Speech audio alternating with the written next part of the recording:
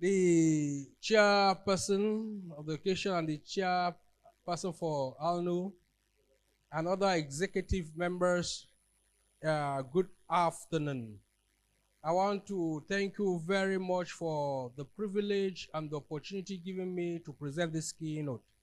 It's indeed an honor to be amidst you all. As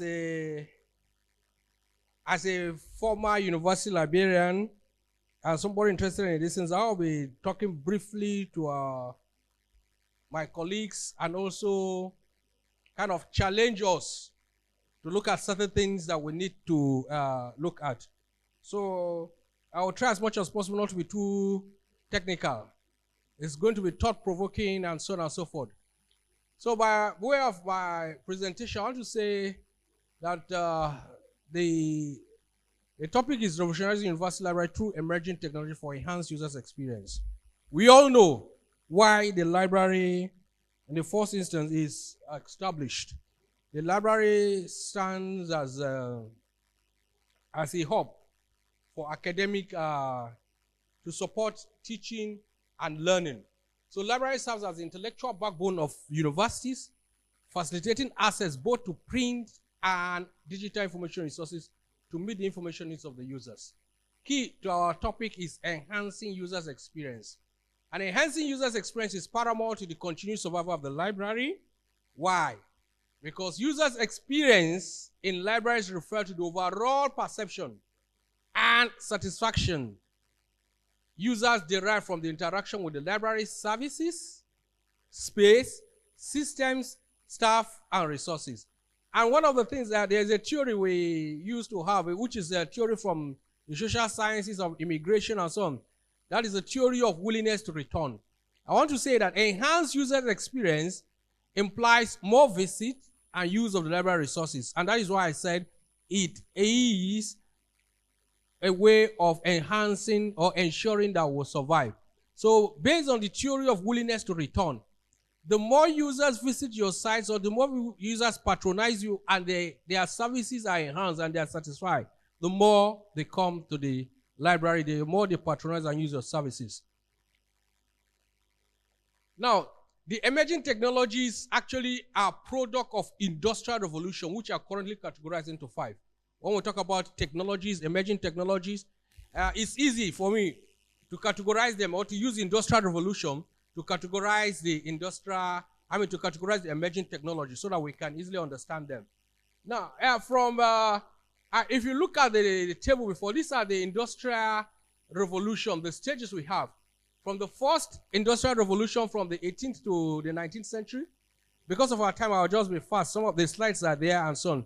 You can see that the impact on library, the main key technology, the main key feature of that technology is mechanized through water and steam power, development of factory systems, and then you have, at that time, there was an increase in literacy. Then they created a demand for reading material. Then there was systems acquisition, physical collection development, emergence of public library, and organization of a basic organizational system, because that time there was an explosion of knowledge. The way to access these information resources, the print resources, was their main focus.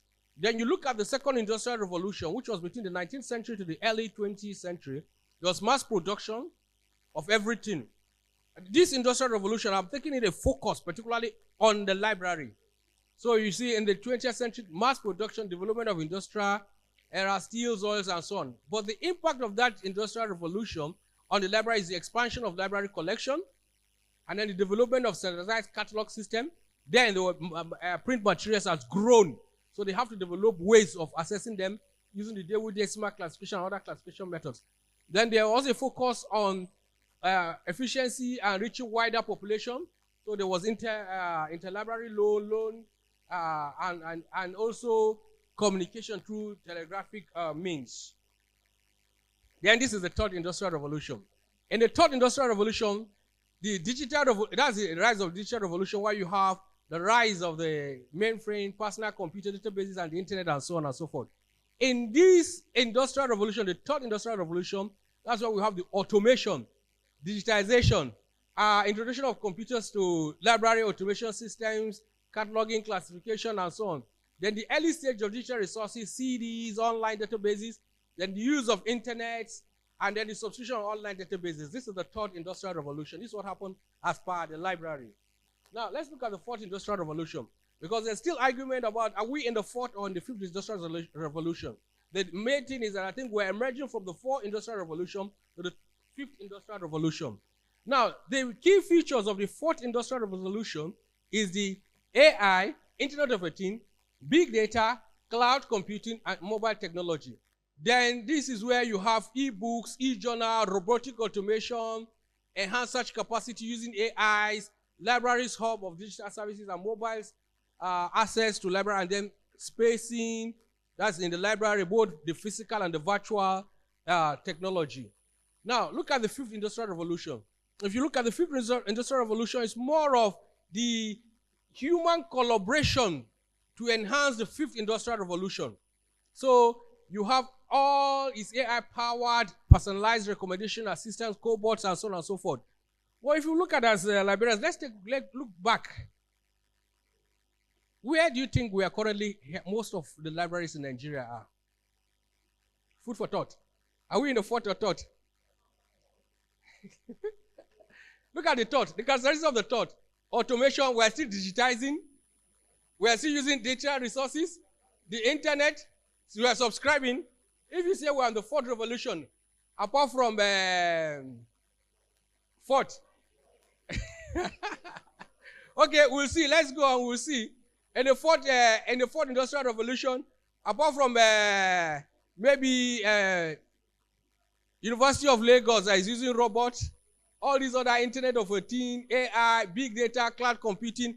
One of the things I've seen in literature is that most of our Nigerian authors, scholars that write, even though it's not practical, they're always accessibility, awareness, or implementation of all this technology. In fact, most of them have not even seen the implementation of this technology, but they are writing on them. The guys that have even implemented the technology are not even writing as much as we from the developing part of the world are writing. So I really see that if you look at it critically, I want to believe that a lot of us are still in the third industrial revolution. A lot of us. How many of us, we are still battling with internet, just like what the National Librarian said. Internet subscriptions in most libraries is not available. Anyway, we are here, except when there's going to be accreditation, we do sharp, make internet connection, so that when NUC people come, they go. Once they leave, sorry, we are talking as librarians, so we need to look at these things. And you know the funny thing, sorry, I hope we are safe. I'll be talking this. I know, for example, I know the TED fund is supposed to be removing part of our money and subscribing for internet for us. But yeah, I doubt if many of the libraries really benefit from this. Yes, I know the TED fund removes some money for subscription, internet subscription. But how many institutions are benefiting from it? Well, food for thought. Anyway, so I hope I'm covered. So let's look at the emerging technologies. Gradually now, before in details, the current big technology that is the big thing now is the AI. AI now is the big thing. Because I want us to have something in mind. One of the things you have to understand, when it comes to technology, like the African proverb used to say, when we were in L4net and so on and so forth, there's a proverb we used to say in African, this African proverb, South African proverb, that says when you want to eat an elephant, you start eating small. The problem with most of us is that we want to go big, and not even the small things we are not able to do. And these are things that we need to address. AI is a system that performs tasks requiring human intelligence, such as learning, reasoning, problem-solving, comprehension of spoken language, perception, and even creativity. This is AI. That's what AI. It allows you to do what it's assumed to be able to perform what human being can naturally perform, use intelligence. But it must be in collaboration with the human destiny. So I will be talking about, when you are talking about the emerging technology, I will start first of all from AI, then other ones. And then this AI, there are many components of AI. I'll just pick some few and discuss. My slides might be loaded because I'll put some links that you can look at it. First of all, chatbot is one of the AI technology that we can easily adopt. Chatbots are designed to stimulate human conversation through natural language processing via text, audio, or natural language through message application, website, or application. As we are saying that we are in the third discipline, some libraries still do not even have a library website. A library website, not a website where you have the picture of the librarian smiling and a welcome speech. Oh. I'm talking about a library website where they can access e-books, e-journal, e-resources, where they can do online reference services. Chatbot, actually, you can include as you are developing a customized library website, because what we are facing is, I am of my own personal experience, I strongly believe that even our regulatory body or supporting agency should lay off hands on things. Third funds will detect to you how your website will look like. Sorry, I'm going to be a bit blunt. Third fund will detect you what and how your your university website should be. It's wrong. They should give you the freedom to do what you do, because we will see one of the things that happens about in the fifth industrial revolution is personalization and customization and personalization. That is what technology, the emerging technology, is talking about. Customization, personalization, and having a one-to-one satisfaction of the human being. So you find out that when they give the contract to the people who are supposed to do the website, they leave out the library website component of it. And then later on, when we come and develop the library website for them, it now becomes a problem to link it up. But what I'm saying is that chatbot is an AI tool that can help you do all those things. It can welcome the library. It can guide you through the search. I was trying to look through the Nigerian websites, library website that have chatbot. Chatbot is actually quite easy to implement. But this third fund software, Terras, if you just go to Terras now, you will see a chatbot. How can I help you? Or if you want to go to Jumia, I'm just giving you a literal example. If you go to Jumia now, you see a chatbot will say, how can I help you? What do you do? We can implement that in the library. And then it gives you a virtual tour. It enhances your navigation. It personalizes your use of library. That is what chatbot can do. And then you also have a virtual assistant. The difference is the fact that the virtual assistant gives you, it does not, it gives you a follow-up question. It's proactive. A virtual assistant can be just like when you are doing when you are using any of the GPT chats, like GPT chat that you ask, do you want more? It will provide you your answer and ask, do you want me to explain more? Do you understand? It's for that, or do you want me to expand on this? These are what the virtual assistants are. And they can actually be implemented and used. And we can adopt that in our simple library website. I think this is there's a link I have I think in the paper where you can actually draw. Because one of the things I've done is that for every AI tool that I've discussed, I provide a link that your staff can follow and learn and implement. Those are the things that we do. So the virtual assistant and the chatbot, there are links, there are tutorials. Google has a data flow that can allow you to develop a chatbot or a virtual assistant, simple clicking of the buttons and so on and so forth. So then you have the AI-enabled catalog and classification also. Most of these AI-enabled tools are embedded into the integrated library systems that we have. But we also have links that can also do that. So they use language processing and machine learning to analyze various aspects of materials, to automatically extract key metadata, elements, and so on and so forth. You know, as simple as it is, you can pick a title of a book and ask the chat GPT also to catalog that material for you. You know, it will do it for you, the years and so on. If it doesn't understand, it will ask you further question, which year?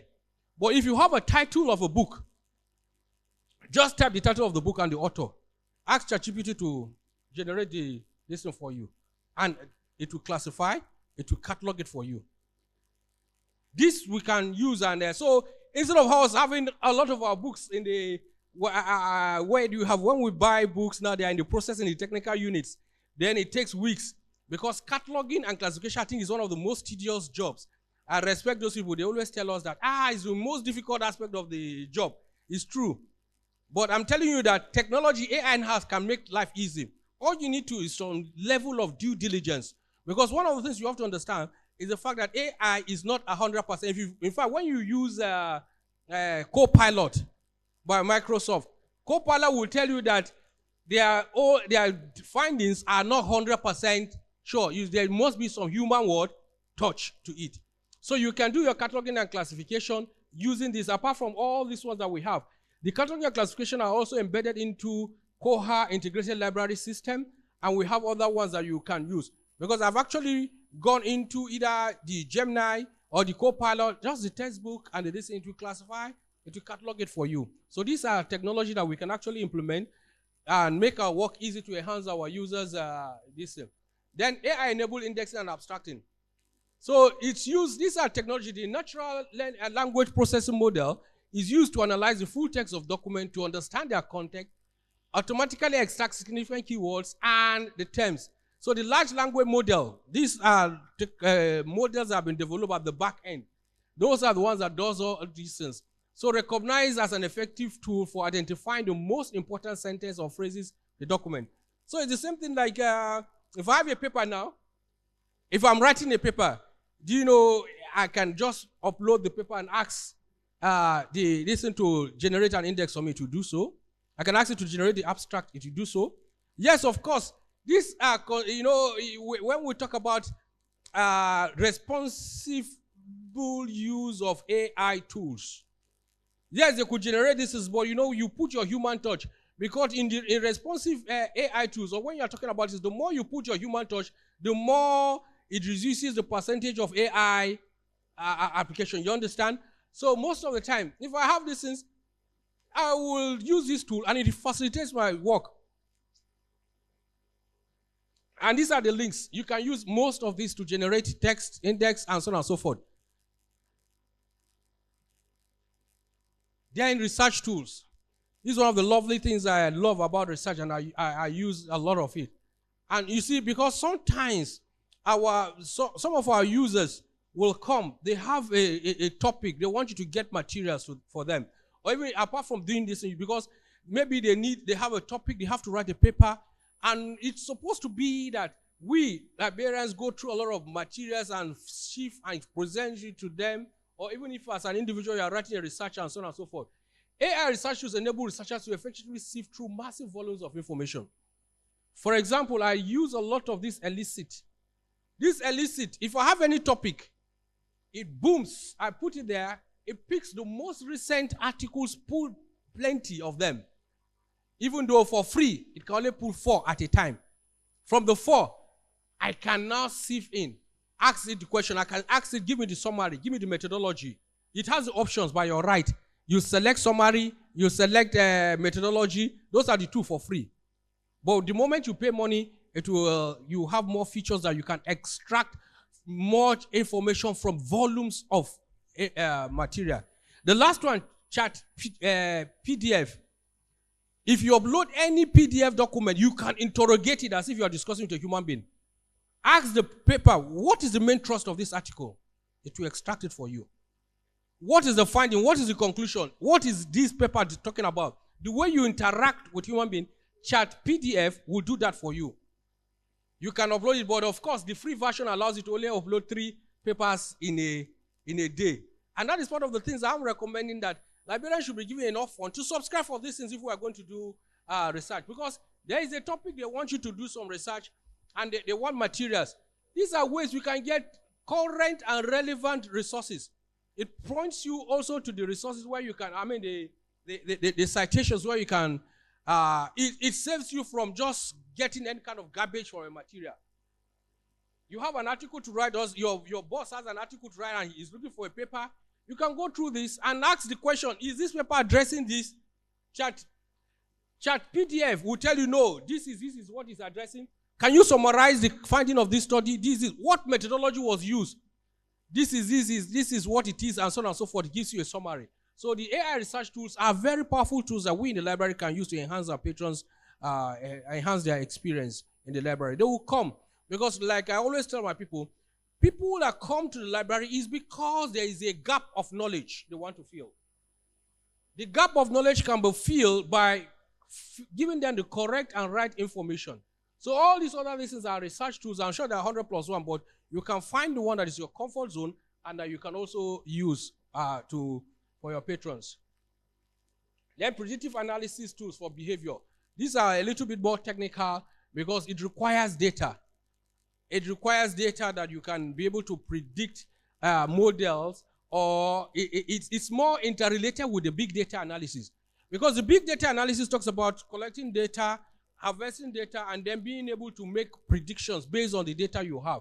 So these are another tools that we have. Then we have also the Google Cloud Platform, the IBA, all these platforms. What I normally do is I provide the link because, number one, you will be able to find out which works for you. And a good thing, as far as I'm concerned, I'm one of the representative people the other day talking about AI literacy. AI literacy is supposed to be our job also. Artificial intelligence literacy will train our patrons on how to use responsive use of AI. So what we do is that when you have this, the tutorials are there. Not you now, probably you have your staff. Because I'm sure by the time, just like my boss used to do in the US in those days, I actually worked briefly in a medical library. And once my boss goes for a conference and comes back with a new research, she comes and dump it on my table. Hey, Baje, this is a new technology I've seen. Look at it and see how you can implement it. That is what we do at our level, because all of us are university librarians. We'll come to that particular listen. And then we also have the plagiarism test enabled, AI-enabled plagiarism tests and generate. Unfortunately, one of the things I've seen in some particular libraries is I've seen where librarians have inserted their authority in an institution. Sorry to mention a particular university, all the plagiarism test is done by the library. It's not outside. The library is shouldered with that responsible plagiarism test and AI detection before any paper is done or even promotion are done. They send it to the library. That's part of the tax of the library. It's the library that will tell you that this paper is not, or this thesis is not plagiarized. But in most institutions, they don't even consider the library. The plagiarism software is even domiciled in outside somewhere. But even if you do a personal one, it has to be brought to the library. These are part of what our job is supposed to be. So, and these are some of the softwares that you can actually use it. I'm currently supervising students, undergraduate, and I have a lot of wahala with them, with the AI, this thing. So one of the things I just did for them is that I just copied the link for GPT-0 and QuickBot and I gave it to them. I said, do your own testing. If your testing is more than 20%, don't submit it. Go and work so that you don't optimize it. So I give them the link. They go, when you write, you subject your work first of all to both AI tests and plagiarism tests. If it passes, if it's more than 20, you know that I'm not going to accept it. So that is part of what we can do to help our users also. Because writing is difficult. Writing, in fact, I think the AI is even making writing very difficult, because all of the things I've now looked at is like it's eroding away critical thinking.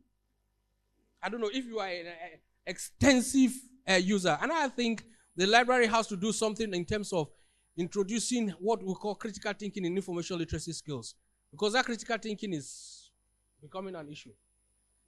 Then this is generative AI. Generative AI, actually what I discuss is what they are. AI, when you talk about AI, they are in two categories. There is discriminative AI and generative AI. The discriminative AI is the one that classifies either correct or wrong. But this generative AI is the one that generates content. Like this ChatGPT that we're using, all this is. So text generation, all you need to do is to have a prompt. When you talk about prompt, means command. And that powerful things to generate even content using AI requires you to have the ability of what we call prompt engineering. Prompt engineering is your ability to describe what you want very well. When you're able to make precise description, that's when you get a good result. You can ask a vague question to give you a vague answer. You can streamline it. If you want to text generation, the GTP, Jasper AI, Copy AI, all those ones are there. And then the Copilot is also among them.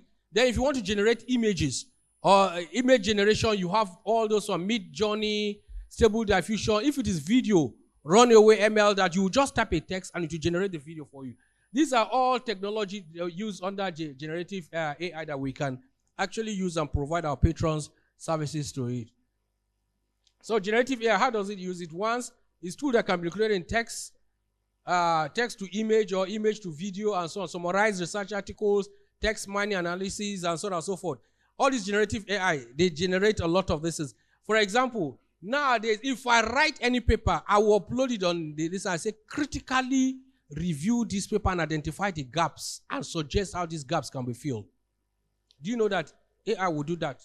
It will generate all the distance for you. And then the ones that I see, of course, that human touch must be there. The one that I see does not align, I will shift it out. But at least it's able to add value to the paper. And we can also teach our patrons, teach our users to use these things effectively, because that will help them in terms of their own research work. Before you send your paper every day, is rejected, why don't you even test it yourself? I use the three, Copilot, Gemini, and then the ChatGPT. I upload my paper, say critically review this and identify the gaps and how to fill the gaps.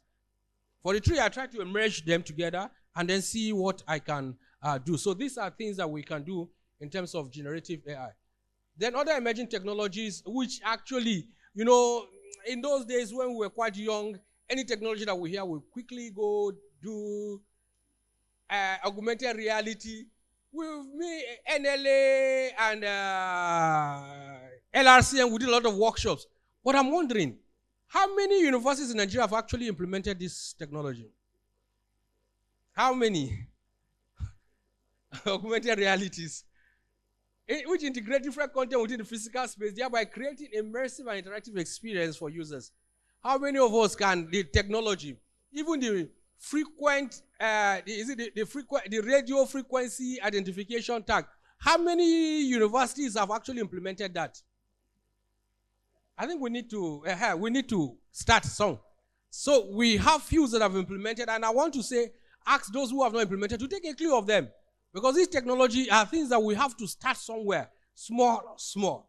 So this technology, the equipments are there. I looked at the equipments are expensive, and how to do them, and how to use them and apply them for this. And then the virtual reality is also there. The virtual reality is also a computer-generated technology that creates a simulated environment in which users interact with the virtual design. All these actually, when you have them, they enhance research. Because you can actually look at things, it brings life. Maybe it's an instrument or a device. It can show you the live picture or how to interact. The virtual reality takes you into that environment. But what we are saying, how many have implemented this virtual reality technology? Then the blockchain technology.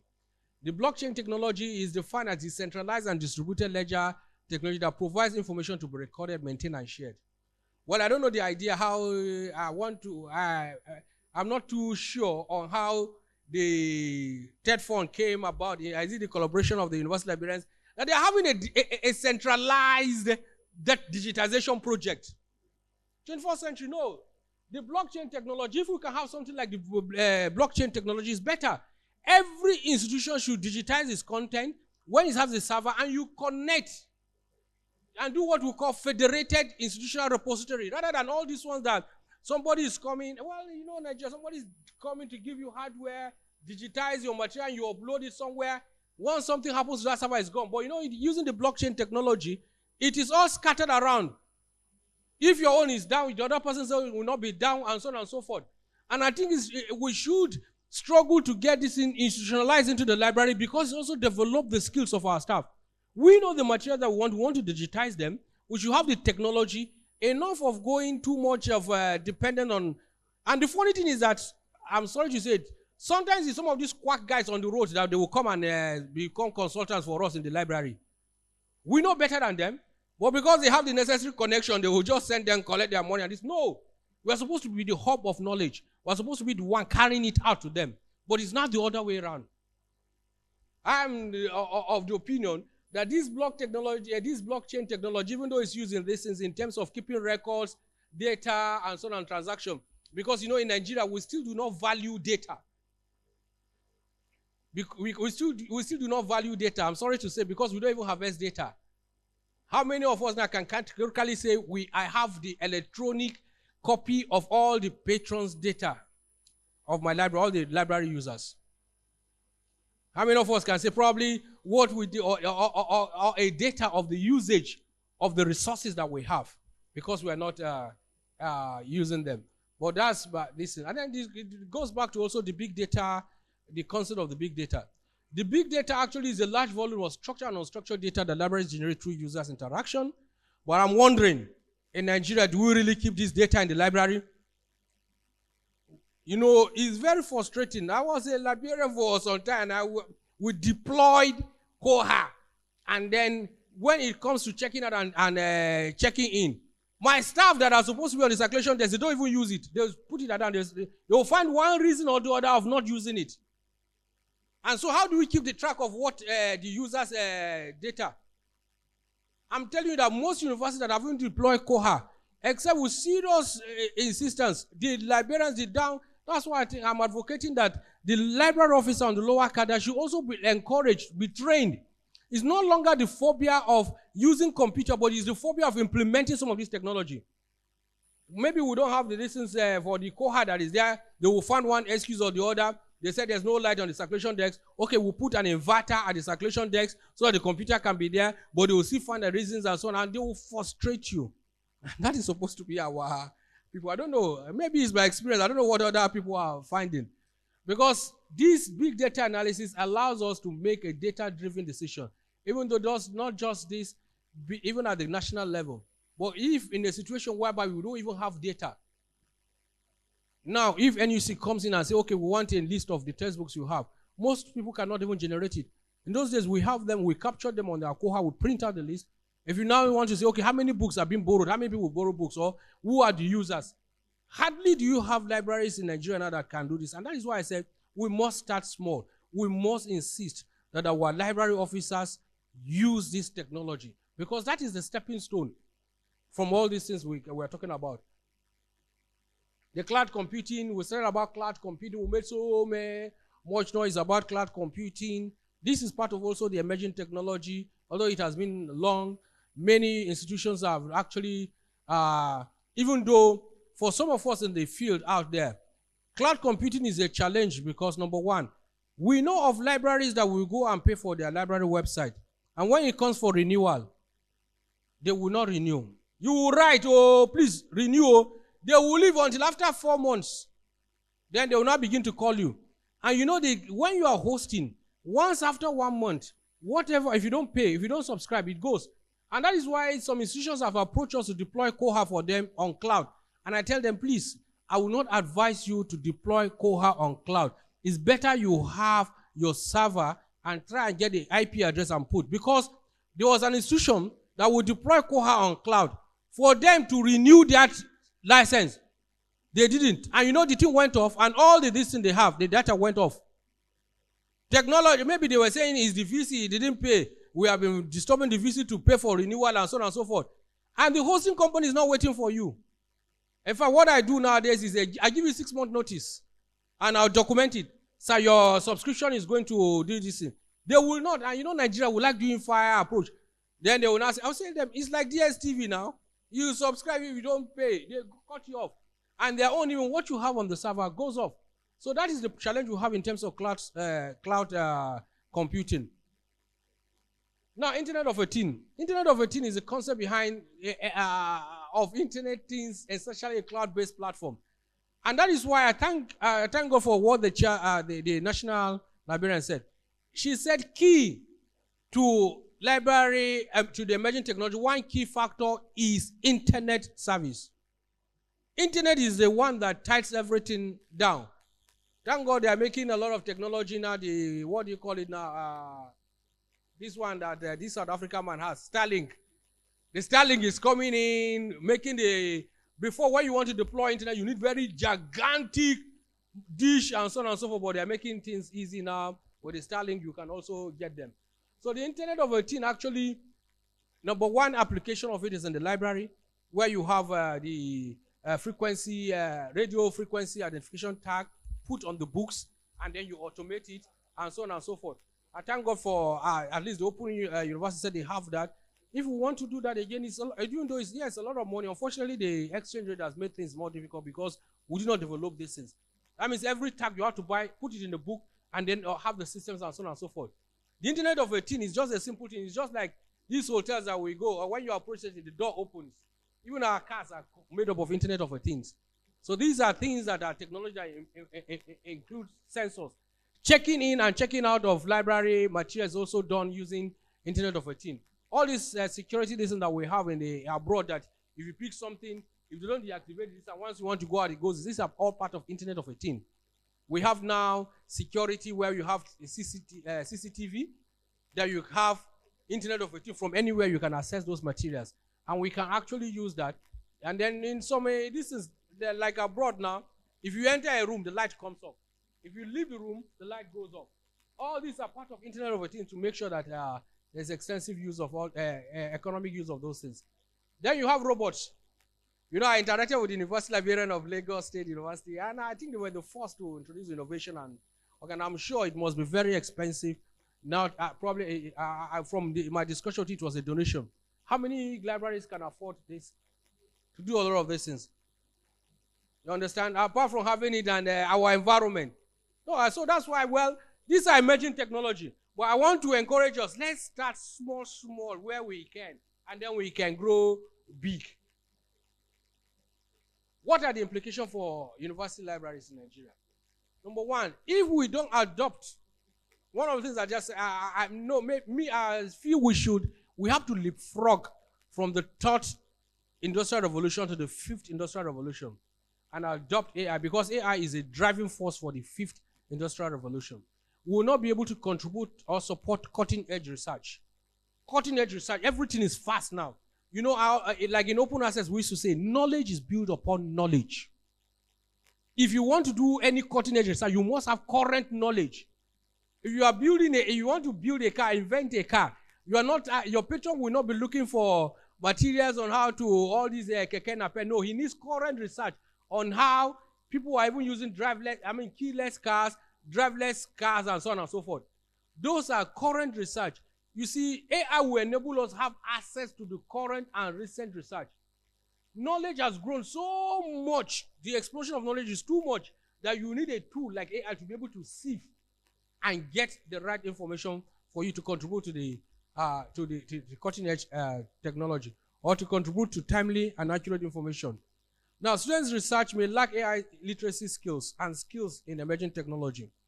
If we don't participate, if we don't launch into this, our students will not be able to be responsible users of AI tools.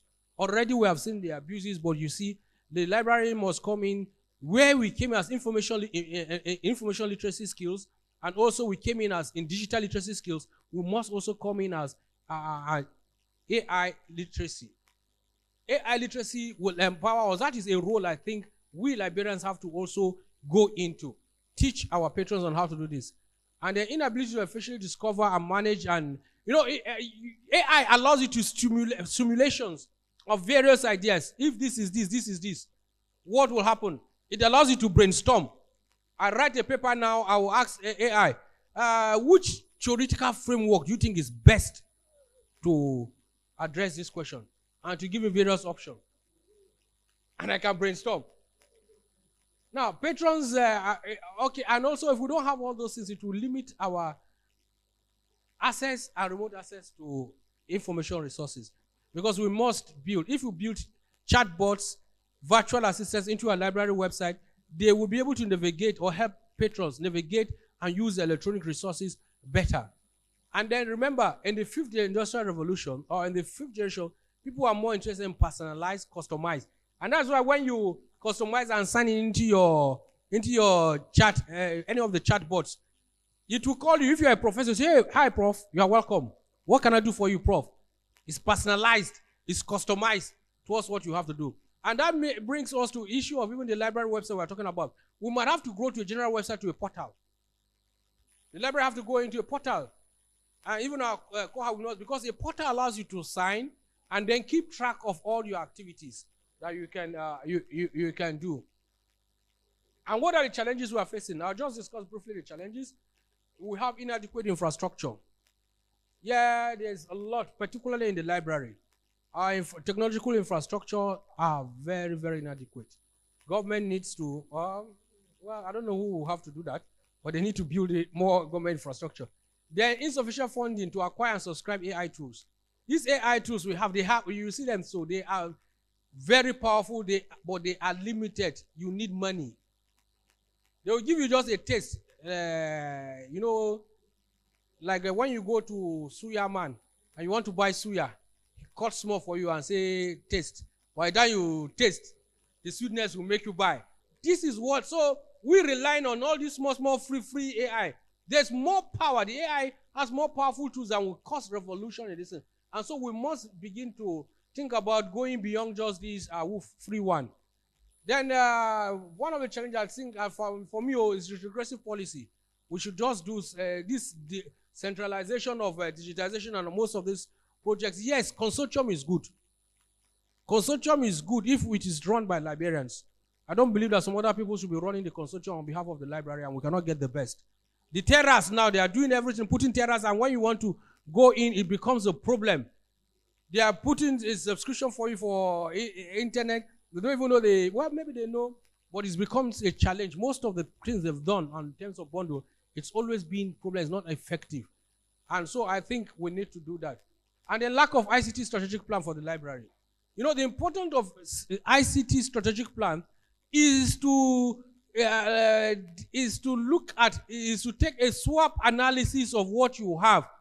Where are you? Where do you want to be? Are you following? So that because in the swap analysis, it enables you also not only to plan, but to plan for your library. Some libraries have computers that they have been using for the past 20 years. There's no strategic plan to say, okay, after every 5 years, we need to replace this, or we need to acquire this, and so on and so forth. And then technology phobia in implementation of technology, emerging technology. That is one of the things I also feel that we need to have. This we need to address. Our users, yes, they've come a long way. Our staff in the library have come a long way. They can use the computer. But when it comes to implementing them, you have your Koha, you have the hand scanner that you can check out and discharge. You can do some things, but they still do not feel comfortable doing that. And I think, I don't know how they will do that. And then the gaps and the training. The gaps and the training can only be maybe done through the LRC and so on. Somebody asked me one time in a workshop that why is it that this library school cannot include this in their curriculum? And I told him that before we finish reviewing the curriculum, a new technology has already come.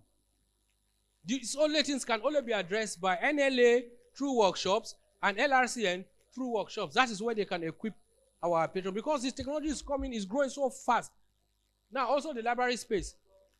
I think most of our libraries, not every library, we need to change our library system. We need to have small rooms. We need to have thinking room. We need to have a personal learning room and so on and so forth. Because what we have now is just the same reading room, cataloging room and so on and so forth. But we don't even have small room for small discussion, small brainstorming and so on and so forth. They're talking about a room. They're talking about emerging technology. You have to have a room for virtual reality, because the virtual reality requires a room. AR, augmented reality, to require a particular room and devices and so on and so forth. So you need to provide those space. And we need also the virtual space.